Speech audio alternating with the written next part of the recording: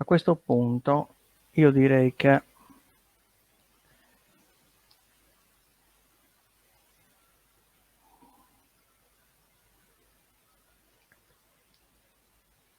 ci siamo.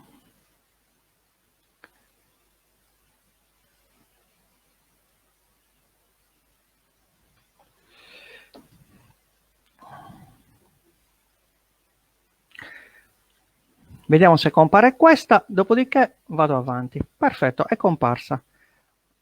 Allora, io direi che adesso dovrei riuscire ad andare avanti. Come vi ho accennato all'inizio, siamo in una serata Nebu, dove io cercherò di presentarvi i monumenti della civiltà nuragica. Questa diretta è organizzata, diciamo, per la presentazione di questo progetto Sardegna verso l'UNESCO, un progetto che è partito da poche settimane e che ha visto subito l'ingresso di un comitato scientifico, di alcuni promotori verso la regione Sardegna che hanno immediatamente fatto approvare questo progetto, questa iniziativa, e entro il 31 di marzo dovremo avere il parere della Commissione Nazionale UNESCO che vedrà se accettare questa nostra richiesta.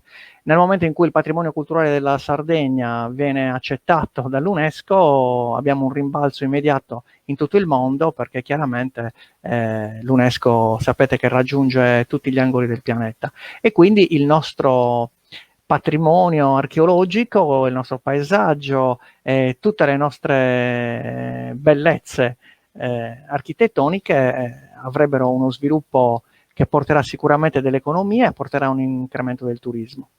Allora, io direi che possiamo subito iniziare, visto che adesso diciamo, lo schermo sta funzionando e l'audio sta funzionando, e vi presento subito quali sono questi monumenti che cerchiamo di promuovere. Sono dei monumenti identitari, perché chiaramente la Sardegna, facendo parte del mondo culturale mediterraneo, ha delle intromissioni, delle influenze da parte di altri popoli che si sono alternati nel passato, nella contaminazione delle nostre genti, nell'integrazione insomma con le nostre tradizioni e con i nostri usi e con i nostri costumi. Però abbiamo alcune peculiarità e proprio su quelle la Sardegna sta cercando di farsi avanti, perché i nuraghi insomma li abbiamo solo noi, così come i pozzi sacri ne abbiamo tantissimi, e abbiamo anche altre particolarità.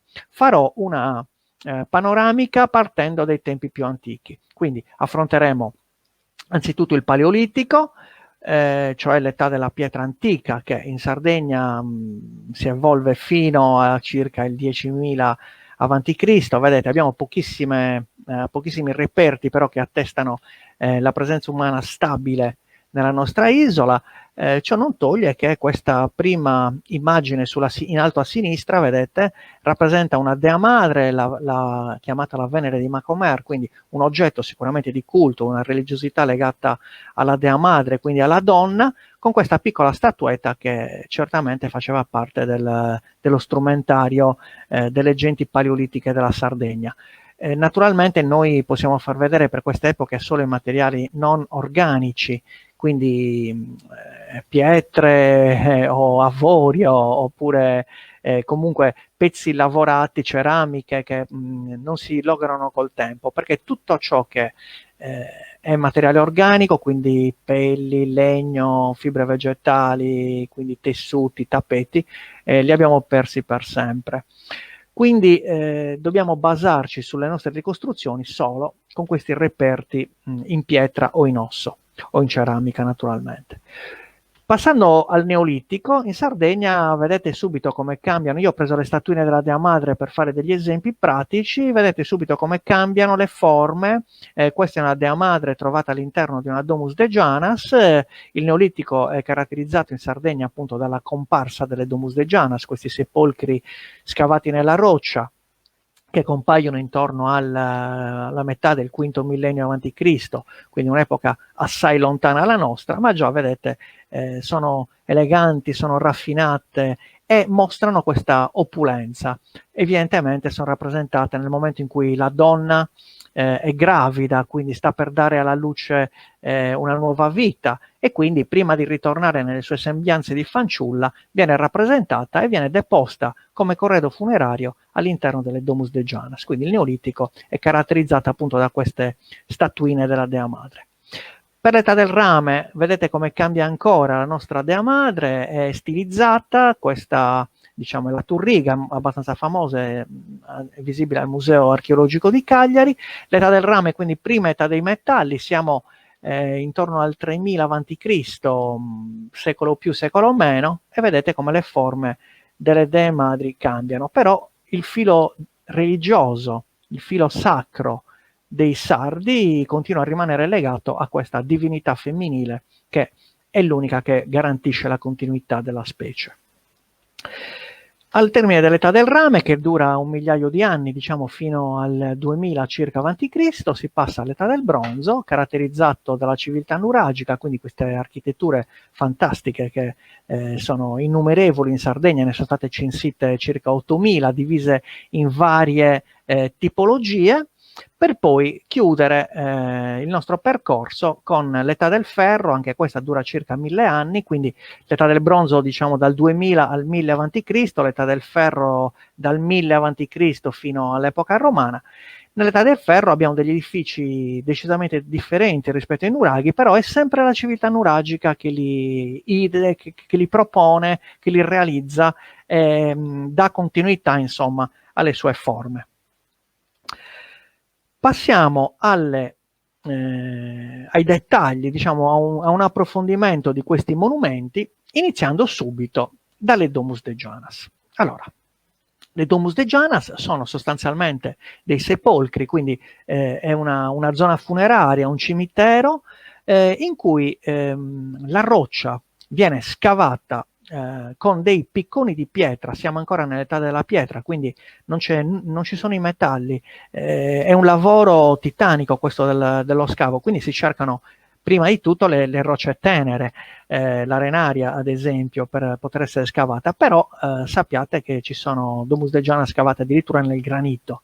Penso a quelle di Budusò, nelle zone insomma granitiche, dove in effetti stiamo ancora cercando di capire come riuscissero a realizzare questi lavori, visto che il granito è un materiale durissimo e scalfirlo con pietra su pietra, insomma, è un lavoro insomma, decisamente problematico. Bene, le Domus de Janas fanno parte appunto del nostro paesaggio, se ne contano oltre 3000 in Sardegna e hanno avuto un'evoluzione abbastanza precisa. Gli archeologi sono riusciti a ricostruire un pochettino la vita di queste domus, che nascono come cellule, diciamo, destinate a un unico individuo, quindi delle grotticelle scavate nella roccia che ospitavano un solo individuo col suo corredo funerario messo in posizione fetale, magari disposto su delle conchiglie frantumate oppure su dei letti d'ocra, e questo giaciglio costituiva il suo riparo dalle intemperie, e quindi veniva salvaguardato in attesa forse di una rinascita. Queste Domus de Janas hanno un'evoluzione abbastanza lenta. Oggi noi le vediamo tutte insieme, però dobbiamo immaginare un percorso lungo quasi 2000 anni che le porta a diventare sempre più grandi. Quindi forse delle tombe familiari nelle quali vicino al sepolcro originale venivano scavate altre grotticelle per realizzare una tomba collettiva. Vediamo a che grado di eleganza arrivarono i sardi nel giro di 1500 anni. Vedete, questa è una tomba, forse la più bella, la più spettacolare che troviamo in Sardegna, è una foto di Nicola Castangia. Qui sulla sinistra questa pietra bianca in realtà è la luce, è una pietra illuminata dalla luce esterna. Questo è il portello d'ingresso della tomba. Si entra all'interno e c'è questo spettacolare edificio completamente scavato, vi ricordo, con picconi di pietra, quindi è una lavorazione pregiatissima.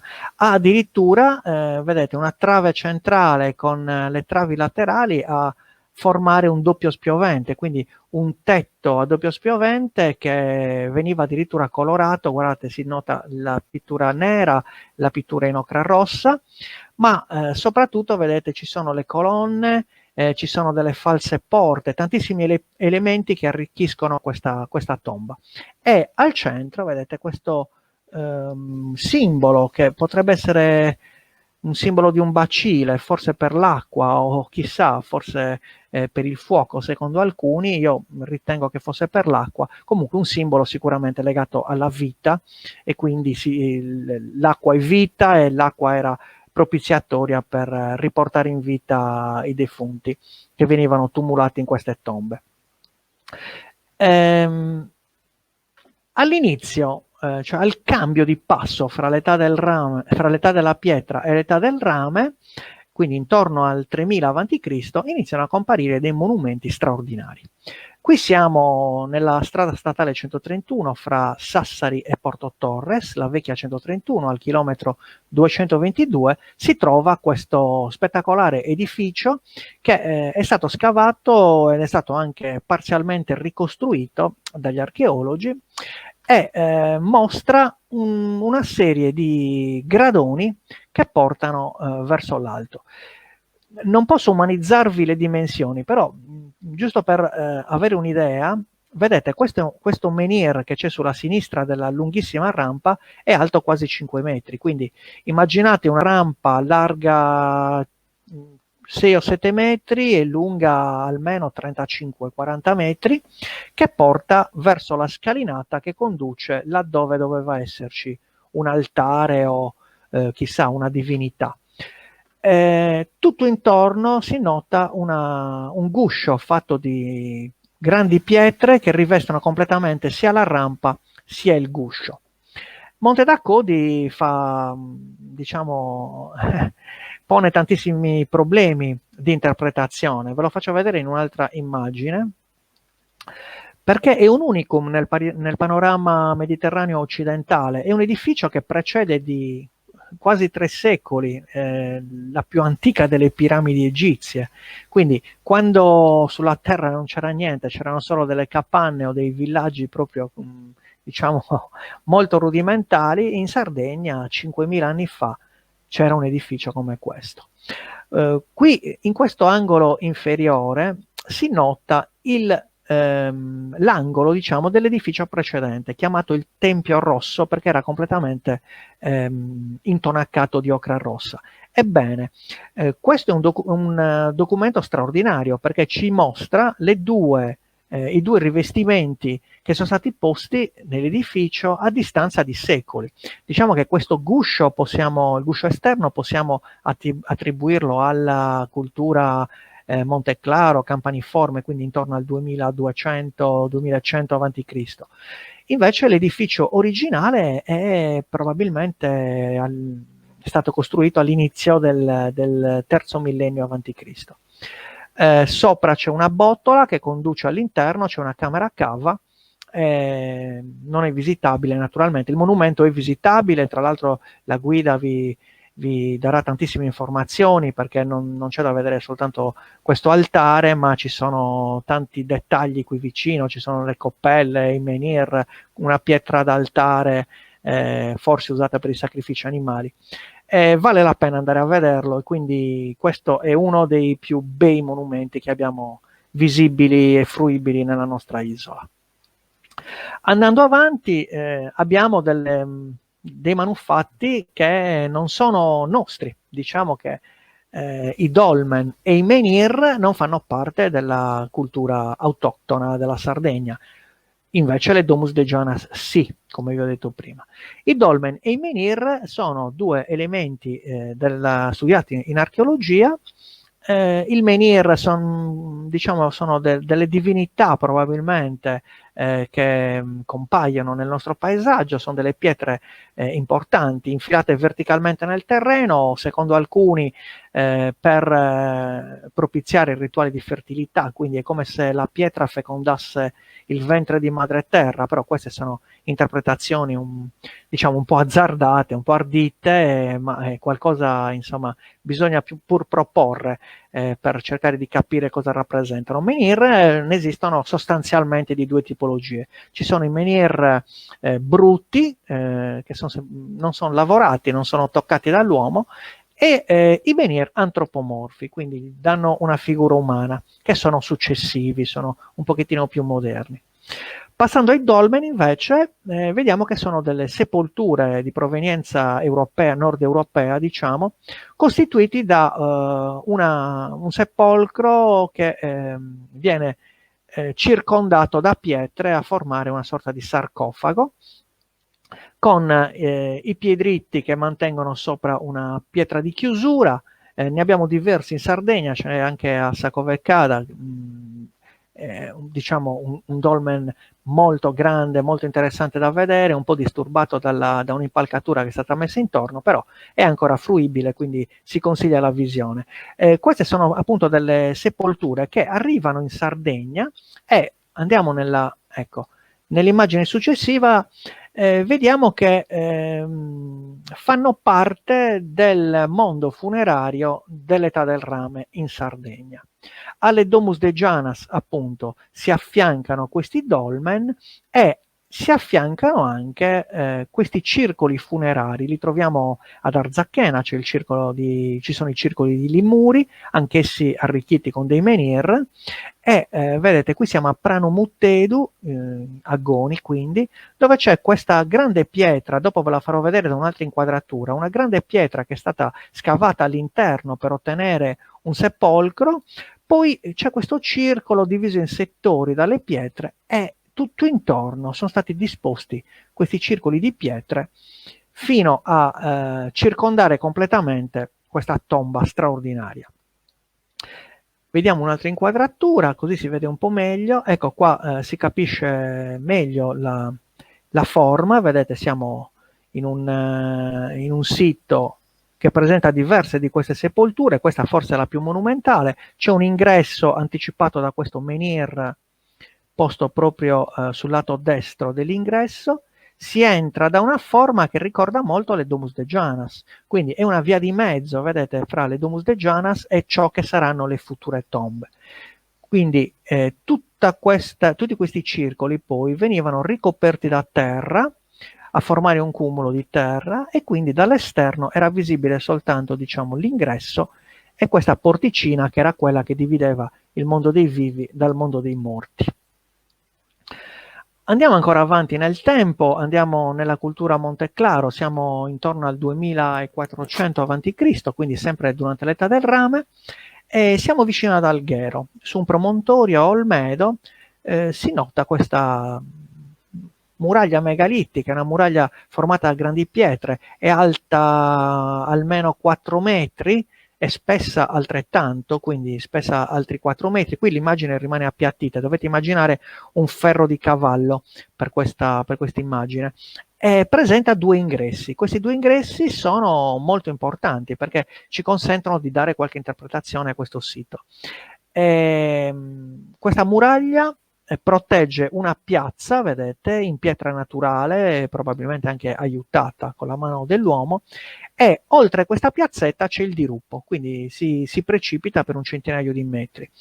Secondo alcune ipotesi questa poteva essere un luogo dal quale venivano scaraventati i vecchi, un'azione cruenta raccontata dalla letteratura, oppure più semplicemente poteva essere un luogo religioso con 2 ingressi dove si svolgevano magari dei riti iniziatici e appunto i 2 ingressi stanno a simboleggiare il primo ingresso, quello della purificazione, quello attraverso il quale l'iniziato arrivava nella piazza, subiva il rituale cerimoniale che lo illuminava e usciva dall'altra porta ormai promosso nella sua nuova veste. I rituali iniziatici sono molto interessanti, la letteratura greca ce ne ha parlato tanto con i misteri eleusini, sarebbe bello poterci trattenere a parlarne, ma preferisco andare avanti con i nostri monumenti. Quindi muraglia megalitica di Monte Baranta di Olmedo.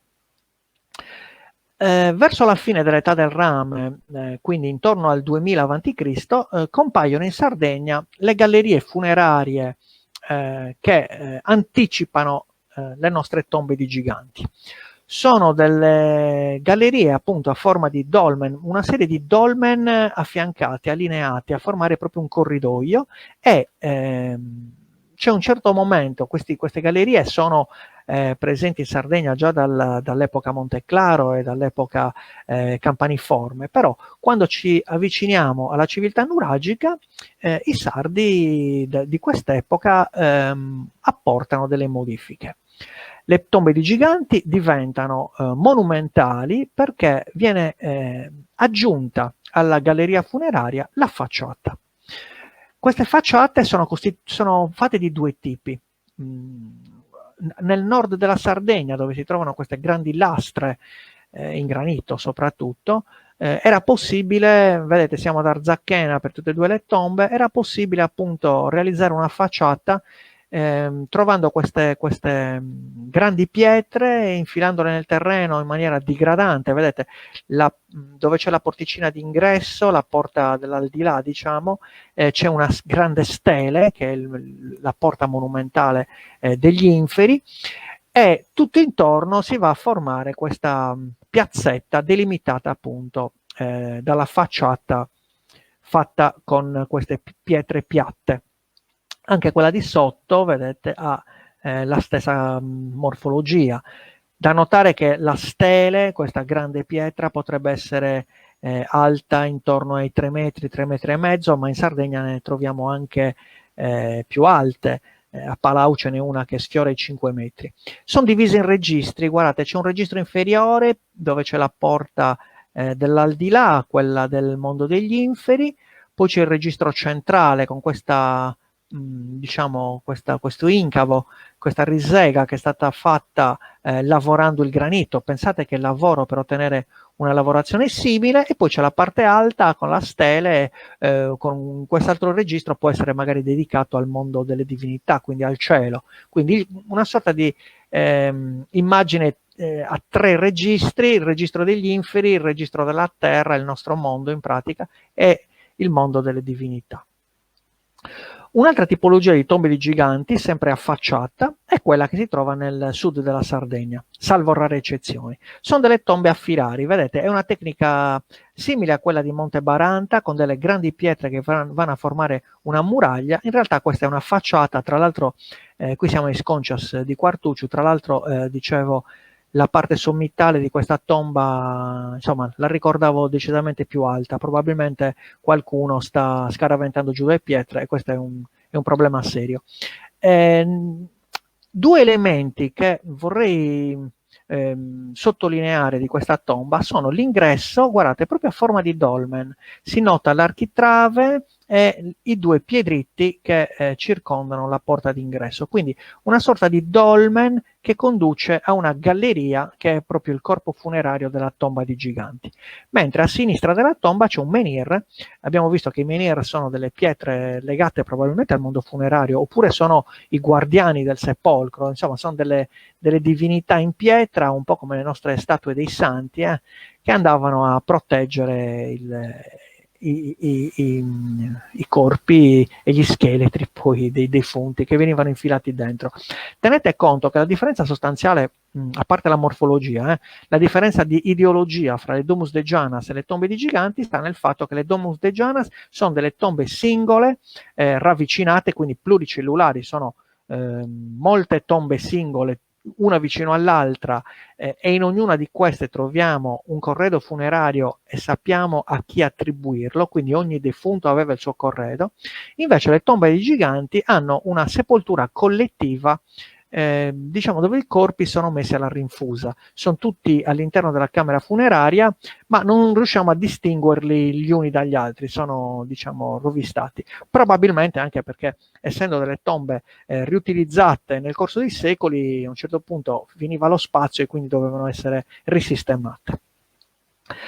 Bene, a questo punto passiamo al nostro, diciamo, monumento identitario per eccellenza, che è il nuraghe. I nuraghi si dividono in due grandi tipologie: i nuraghi con la torre e i nuraghi senza la torre. I nuraghi senza la torre sono i più antichi, possiamo inquadrare qui su, ho messo dal 1800 a.C., secolo più secolo meno, e poi le datazioni sapete che è difficile poi perché vanno calibrate, e comunque sappiamo che i nuraghi arcaici, questi nuraghi a bastione, erano privi di torri. Non c'è la circolarità, sono dei nuraghi ovoidali, quadrangolari, sono alti 4-5 metri, lunghi fino a 10 metri e sono caratterizzati da un'imponente massa muraria rispetto agli esigui spazi interni che si trovano oltre l'ingresso. Probabilmente la scala che conduceva al piano superiore dava la possibilità di svolgere una funzione qua sul bastione, una funzione visto che loro stanno nei punti cospicui vicino ai fiumi, vicino nei promontori dove si dominano le valli, dove si dominano le fonti, sono prevalentemente costruiti per controllare il territorio. Io credo che la funzione principale sia quella, però nei prossimi venerdì vedremo di convocare degli archeologi per chiedere anche il loro parere, perché ogni studioso chiaramente dedica la sua vita allo studio di questi monumenti ed è sempre interessante ascoltare gli specialisti che offrono sempre delle nuove interpretazioni.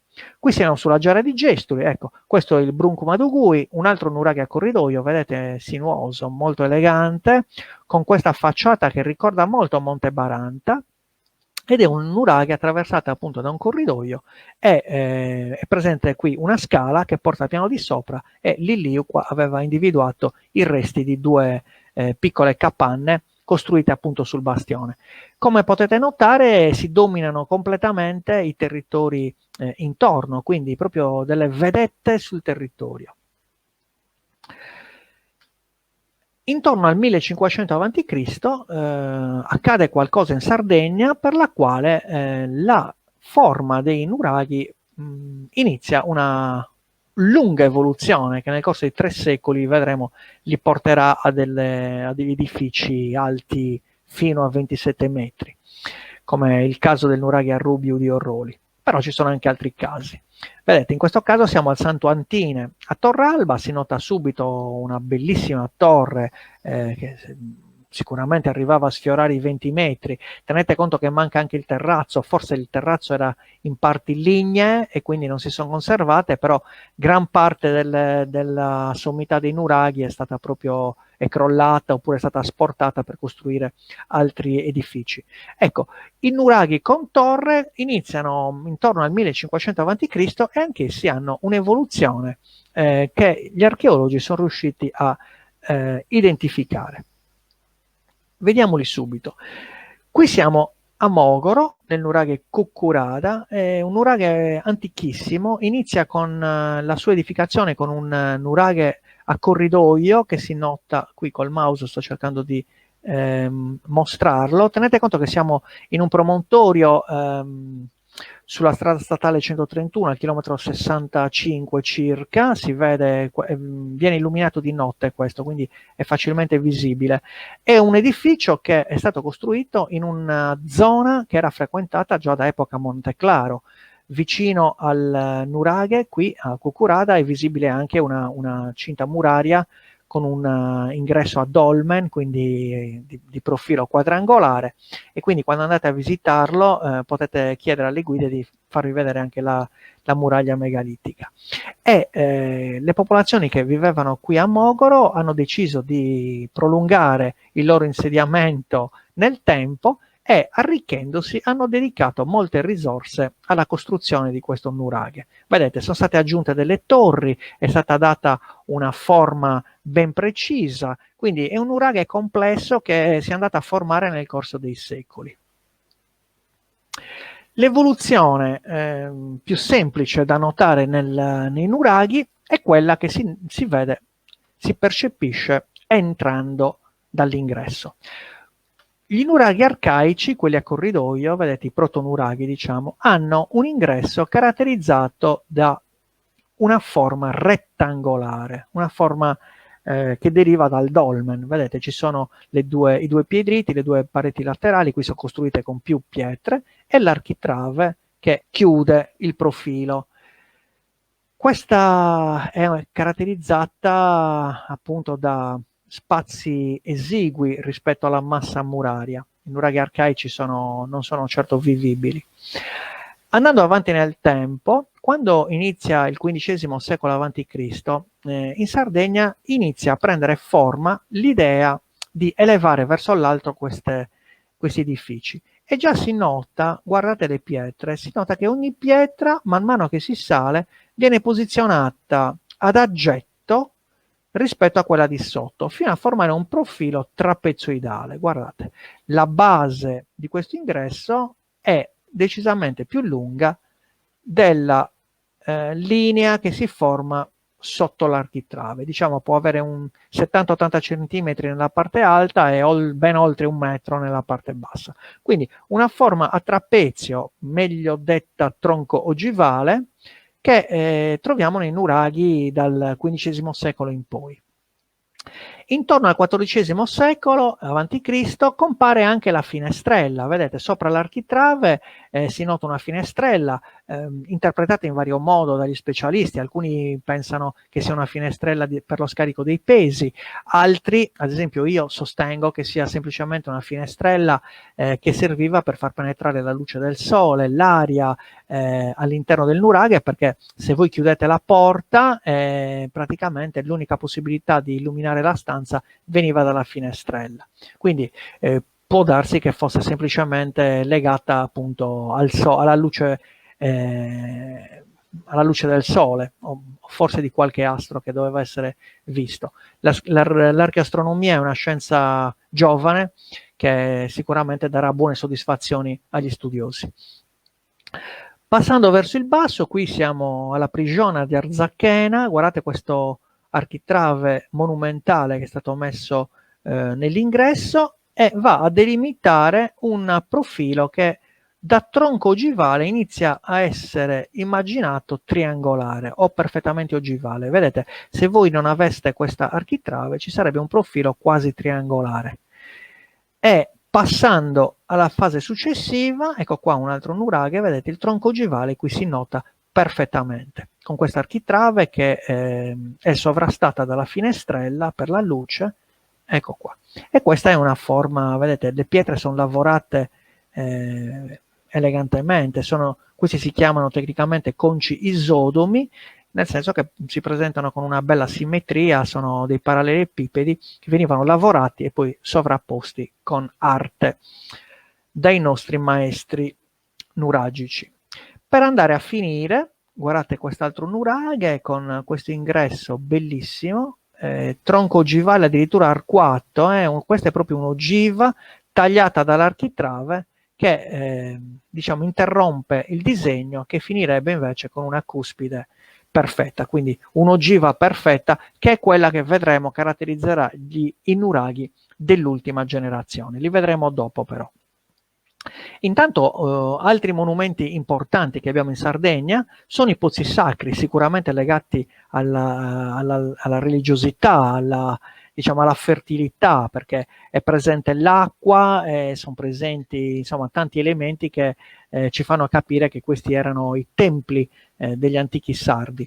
Ci sono le offerte votive che ce lo testimoniano. Ricordiamo sempre che la sacralità di un luogo è evidente quando ci sono 3 caratteristiche che compaiono contemporaneamente, che sono l'eleganza architettonica, le offerte votive e l'acqua. Questi 3 elementi, quando sono compresenti, ci testimoniano chiaramente che siamo davanti a un monumento sacro. Ecco, il Pozzo di Santa Cristina fa parte dei nostri sicuramente beni identitari, è un monumento unico al mondo, secondo alcuni legato al movimento degli astri, forse della Luna, che ogni 18 anni e mezzo nel suo punto più alto dell'attraversamento della sua orbita riesce a penetrare con la luce all'interno della Tolos e illuminare diciamo, i circoli di pietra che vanno via via scendendo verso l'acqua. Però anche il sole entra dalla scalinata e arriva a illuminare anche l'acqua, però io non saprei dirvi, non essendo un archeastronomo, qui bisogna chiamare gli specialisti, non saprei dirvi se questo monumento è legato al Sole o alla Luna o, come penso, ad ambedue. Un altro pozzo sacro molto importante in Sardegna è questo di Orune su Tempiesu. È molto importante soprattutto per il fatto che si è conservato integro, fu soggetto a una frana già in epoca nuragica, crollò praticamente la montagna e quindi lo sigillò completamente. Gli archeologi hanno scavato in questo monumento, hanno trovato naturalmente la fonte, qui non siamo in presenza di un pozzo con ipogeo, ma semplicemente di una bocca d'acqua, quindi è molto più piccolo, diciamo, come Tolos rispetto a quello di Santa Cristina o a quello di Santa Vittoria o Santa Anastasia di Sardara, che sono, diciamo, decisamente più grandi. Questo però presenta tutto il monumento che era costruito sopra la fonte.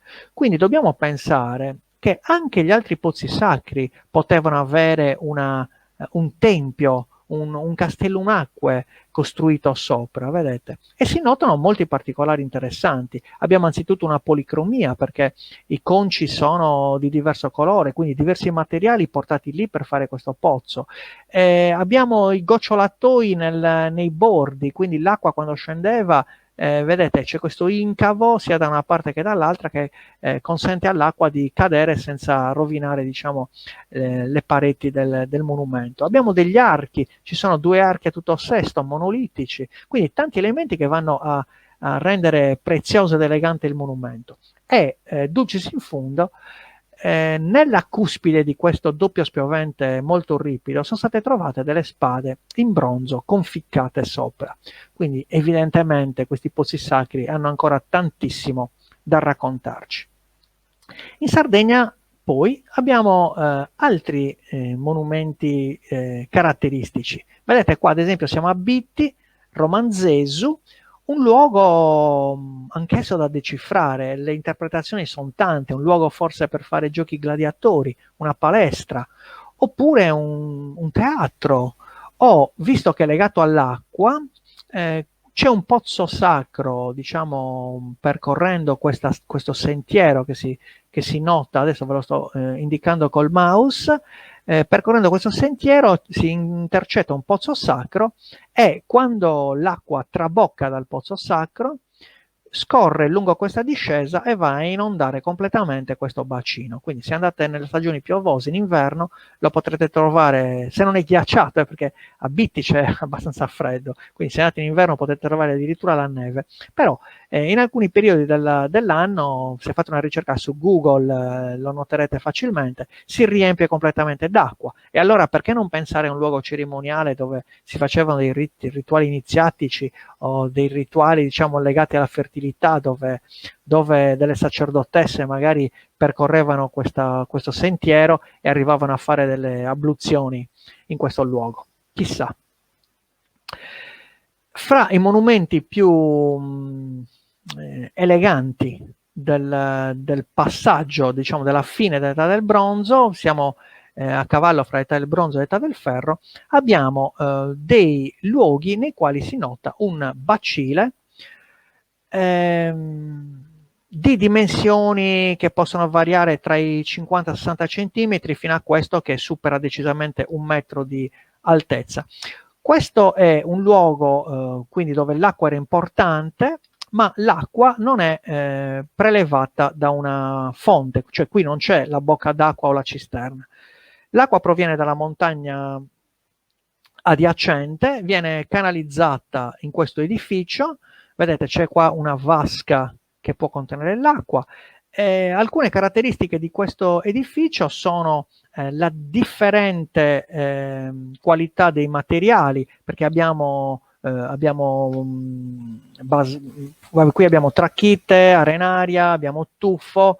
Non so se ci sia basalto, non ne vedo, però probabilmente ci sono anche degli innesti in basalto, perché proprio alle spalle di questo edificio c'è una sorta di circolo fatto tutto in basalto come un anfiteatro. Però qua è molto importante notare che ci sono delle protuberanze in questi conci in tuffo, e queste protuberanze adesso, guardandole da vicino, si noterebbe che sono delle protomi, delle teste d'ariete con la bocca che fa zampillare fuori l'acqua. Quindi se immaginate un rituale con dei personaggi seduti in questo bancone, viene fatta circolare l'acqua in questo monumento, l'acqua fuoriesce, zampilla diciamo da queste bocche e va a riversarsi sui personaggi che sono seduti sul bancone.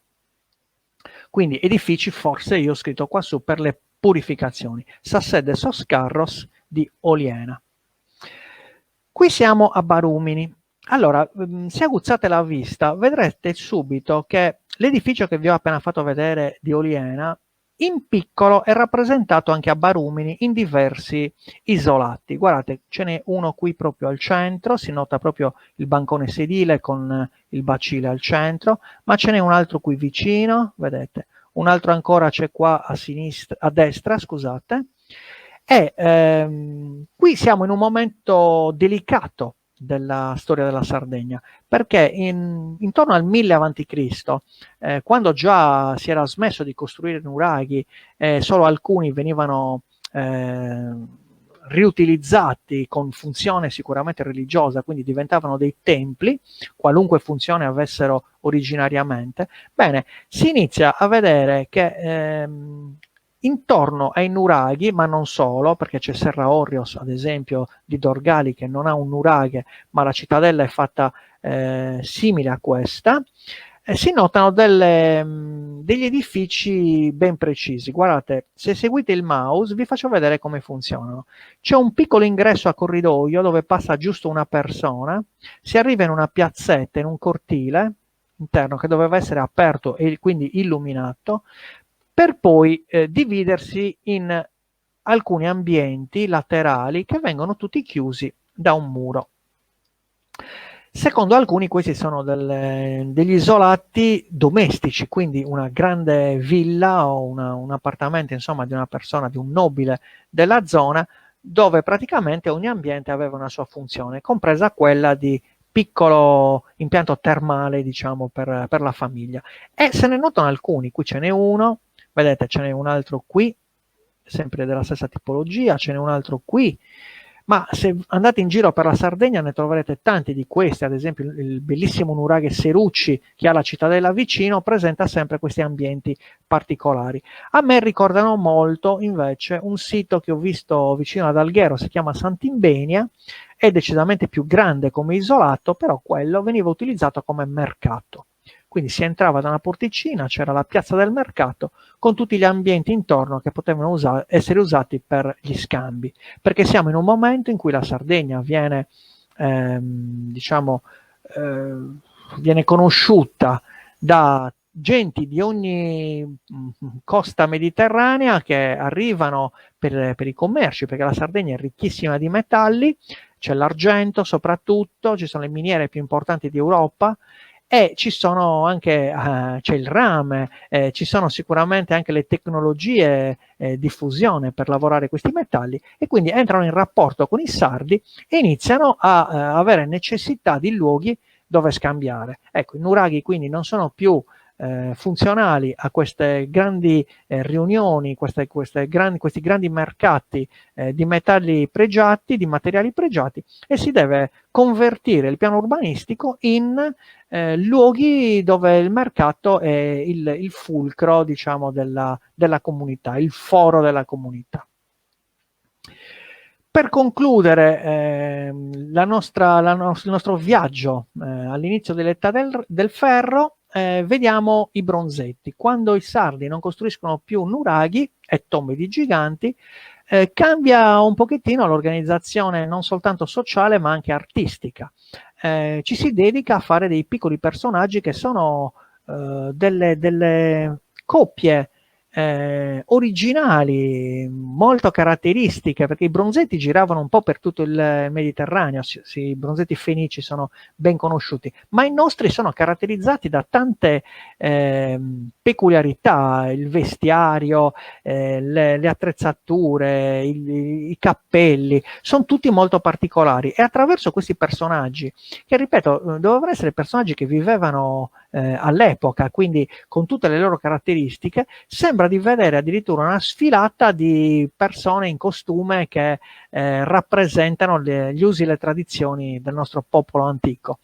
Guardate, ci sono degli offerenti, si nota queste persone che stanno salutando con la mano destra, ci sono dei militari a riposo, delle sacerdotesse, addirittura qui vediamo una figura in basso a destra con una donna seduta su uno sgabello che tiene un bambino in braccio, quindi forse è una rappresentazione simile a quelle egizie, ma anche alla Pietà di Michelangelo 2500 anni dopo. Quindi chissà che Michelangelo non avesse visto qualcuno dei nostri bronzetti. Naturalmente è una battuta per diciamo, stemperare un pochettino la pesantezza di questo mio discorso.